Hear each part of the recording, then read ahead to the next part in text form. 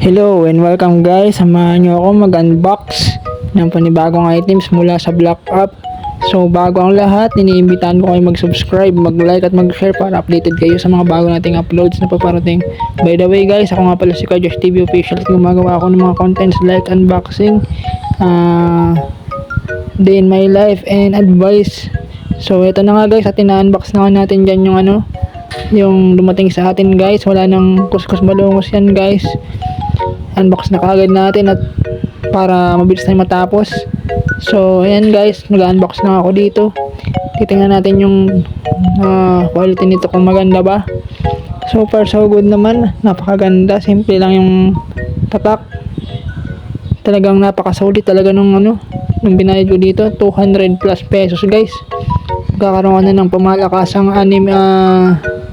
printed shirt na hook. So dati mga pangarap ko lang magkaroon ng ganyan t-shirt, pero ngayon natutupad na kahit pa paano. So malaking pasalamat ko dahil naranasan ko mga ganitong bagay. So titingnan na natin in 1, 2, 3. So wala na tong guys ha. Wala na tong edit guys, diretso na.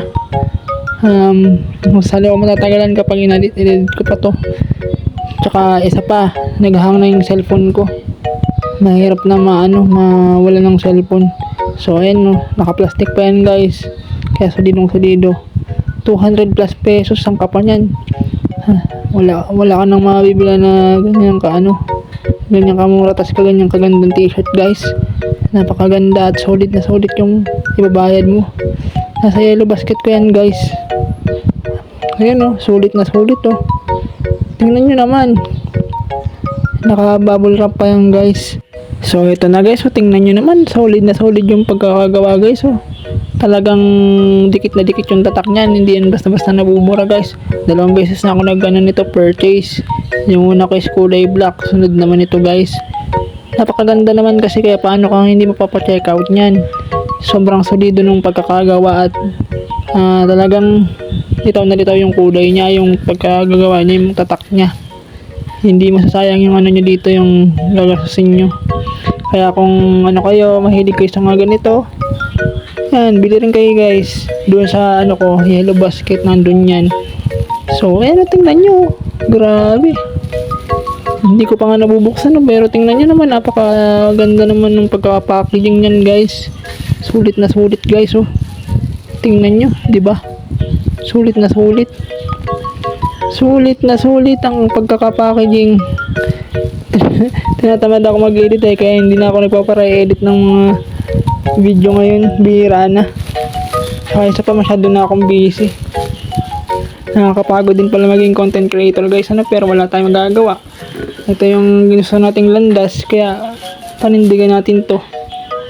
Hay, okay lang yan boy.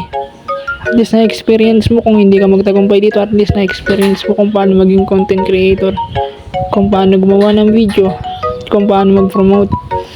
Masaya na ako sa mga ganong experience guys.